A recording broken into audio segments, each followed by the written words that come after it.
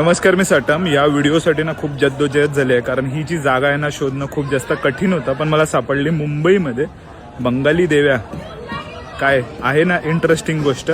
बघा, तुम्ही कायम आपल्या नॉर्मल ज्या मुंबईत जशा देव्या बनतात त्या पाहिलं असाल, पण बंगाली देव्या तुम्ही पहिल्यांदाच पाहाल.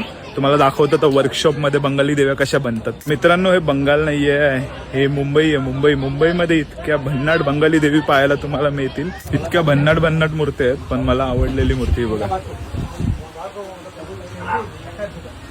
पूर्ण दाखवतो तुम्हाला.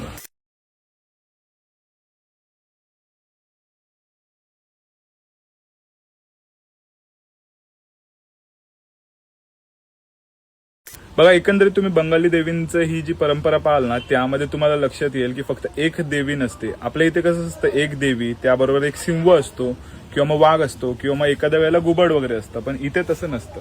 बघा, इथे तुम्हाला पहिलं दिसेल भगवान कार्तिकेय आहेत. भगवान कार्तिकेयांबरोबर यांना त्यांचं वाहन सुद्धा आहे, हे मयूर म्हणजेच मोर. त्यानंतर हे माता सरस्वती आहेत. माता सरस्वतींचं वाहन आहे हे हंस, तुम्हाला माहिती असेल. त्यानंतर इथे असुर आहे आणि त्यांना इथे नागराजाने पकडलेलं आहे. त्याचबरोबर इथे साक्षात दुर्गा माता आणि दुर्गा मातेचं वाहन म्हणजे आपले सिंहराज हे आहेत.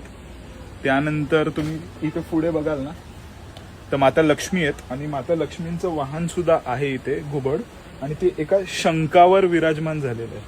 आणि त्याचबरोबर आपले लाडके गणराय आणि गणरायाचं वाहन मूषक वर त्यांच्याकडे पाहताना तुम्ही पाहू शकाल. तर अशा प्रकारे एकंदरीत हा पूर्ण सेट असतो बंगाली देवींचा.